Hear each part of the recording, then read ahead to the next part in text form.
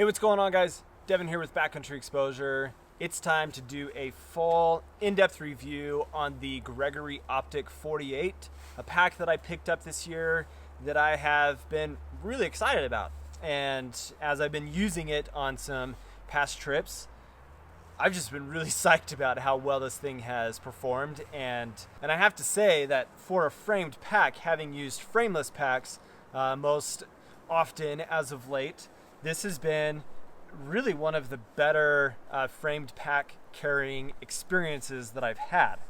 I want to compare this a little bit to the Osprey Exos series, since I am familiar with that.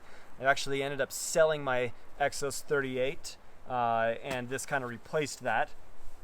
But I wanted to have, going into why I even got the Optic, is I got my frameless backpack, and then I decided that, well, I wanted a little bit bigger leader backpack, and so I more or less was looking at another Exos, and then the Optic showed up on the market, and I was like, wow, that actually looks really interesting. And so I looked at it a little bit more, got excited about it. Another YouTuber here kind of recommended that I check it out, and in that whole process, I got it and started using it, and it's been a fantastic experience. There are some things about it that have been a little bit frustrating. We'll get into that. A little bit negative in the sense of cons for review purposes. But the Optic, it's 48 liter. It is a framed pack, and it is going to be just under 3 pounds. So before you get all uppity about whether or not this is a great lightweight backpack, for a framed pack at 48 liters, there's a fantastic weight, and to be able to carry heavier loads in this is really important and still achieve a lightweight aspect to the pack. So just under 3 pounds for the 48 liter, at least based on my scale, and a lot of cool features. It's simple in design, and it's got some aspects to it that I think are a little bit more beneficial than what you would get from the Exos. So let's talk from the top down, and then we'll talk about the suspension, the back panel, and all of that. Now, one of the aspects that I appreciate about this pack in the sense of what Gregory has done design-wise is they've created something that makes it a little bit more modular. So looking at the top lid, I've got this full zipper here across the top that allows for a lot of good access, big pocket space here in the top lid. We've got your standard type of key clip, the mitten hook, and I've got tie-out points here on the top of the lid. And everything about this is designed to be with a lightweight mindset. I do have the ability to remove this top lid, and what's included with it is this little cover. This cover is included that you can then attach to the same attachment points as the lid, and use this if you don't need all of this extra space with the top lid. So that's going to save you some weight right there. And the reason that I like this versus the Exos, now the Exos has this same concept. However, the Exos has it sewn in to the actual body. So you can't remove this. It's always there. At least it was on my older version of the Exos. The new 28 version of the Exos, I honestly don't know if it's like this or not. It could be like this. What's also included in the zipper pouch down here, and they've got a little label right there that explains it. You got a rain cover, that's included. To me, these are a waste of time and a waste of space and weight, so I don't really care about that. But it's nice that it's included for those that care to have rain cover. I use pack liners personally in my my backpacks. So again, talking about the simplicity of this pack, it's a minimal style of design. It's meant to be just cut on simple things that make it save a little bit of extra weight. But what I like about this is, with its size being 48 liters, you've got the compressibility of it in various locations that you have on bigger packs. So I've got this clip right here that comes across the top that allows me to attach clothing if I need quick access to without opening the entire pack, or I can just use it to cinch the pack nice and tight. Big collar opening here on the top, and there's a lot of space in here. We'll take a look at the inside here in a minute. But it's all really well made, and I like the ability to really get into the center of the pack, find things really easy, and I can get a lot of stuff in here. A lot of stuff. Really cool. Now here on the front of the pack, I've got 3 pockets, basically, that are a mesh style pocket, and this is going to be one of the negatives for me on this pack.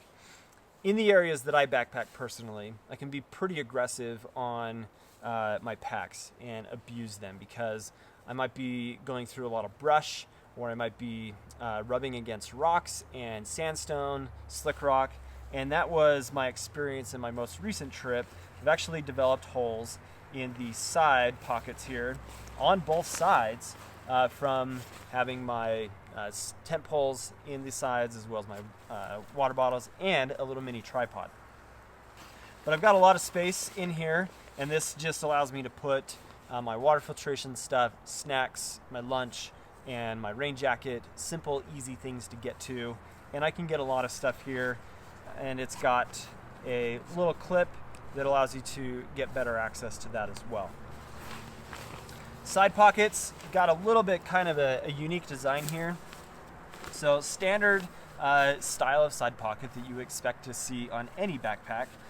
You've got these little pull tabs that allow you to actually get access while the pack is on. You can get into the side. I'll show you. I can reach back this way and get into the side pocket there. And one of the cool things about this that's really important is I can get my water bottles in and out of the pocket without taking the pack off. That's a really, really important thing for me.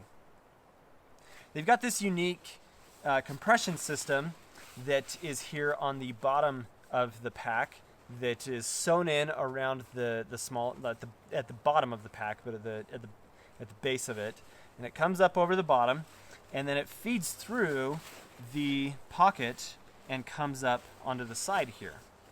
So this allows me to attach maybe a chair or other small items onto the bottom, but it allows me to compress the bottom of the pack, which is nice because typically I'm putting my sleeping bag right into the bottom. I may want to compress and bring that load closer to my back.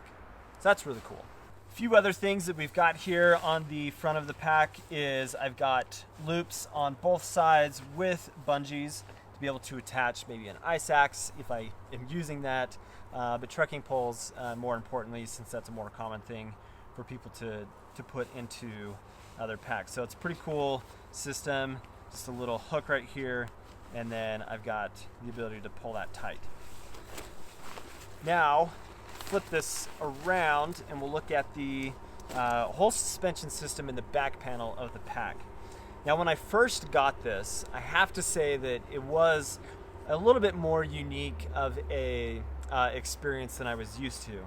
It felt really high on my back and it felt really tight.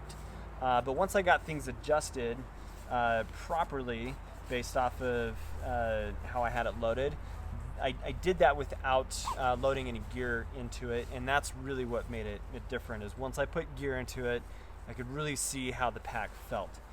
But I've got a sewn-in shoulder strap. You've got standard traditional style load lifters on this, and then along the back panel here, I've got that trampoline style curvature with the frame on the aluminum rods here on the side of the pack that allows for breathability.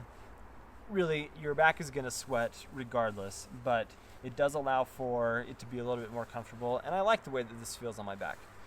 The back panel right against the small of your back, really good, like firm but cushioned foam panel here, and I really have enjoyed how comfortable that is. What I like about this too is, for me, it sits up pretty high, and it's not so like low that it's pressing against the real like bottom of my torso. So I really enjoy that. The mesh that's used here on the hip belts is really nice. It's comfortable foam, and it just molds and moves really well with your body. And as I've had about, I think the highest I had was 32 pounds in this pack, and with that, the pack still moved as I was walking along really well with my body. And that's an important thing as well. Something that is, for me, kind of a total waste, unless I'm using this as a day pack, which I wouldn't ever really do that. The hip belt pockets are too small, kind of a waste of space and weight on the pack. And so if I would do anything about this, I really would remove the hip belt pockets from this, and because they just really aren't useful. I can't put a lot of things in them, but I've got hip belt pockets on both sides of the hip belt. So guys, that really is everything to talk about the Gregory Optic.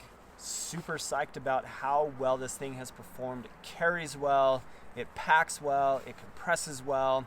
There's a few aspects to it that are a little annoying and frustrating, like the quality of the mesh on this, but I mean, that's kind of to be expected when you are working with a lightweight pack like this. And if I'm going to be aggressive with it in the backcountry, I should expect it to not hold up super well, but everything else about it I really enjoy, and it hasn't put any kind of unnecessary stress on my body as I've been using it. Just a really nice backpacking experience with it. So huge thumbs up to Gregory for the design of this, how they put it together, and what it's allowed for me to experience out backpacking. So with that, guys, thanks for watching. Subscribe to the channel if you're not, and have an awesome day. Catch you on the next video.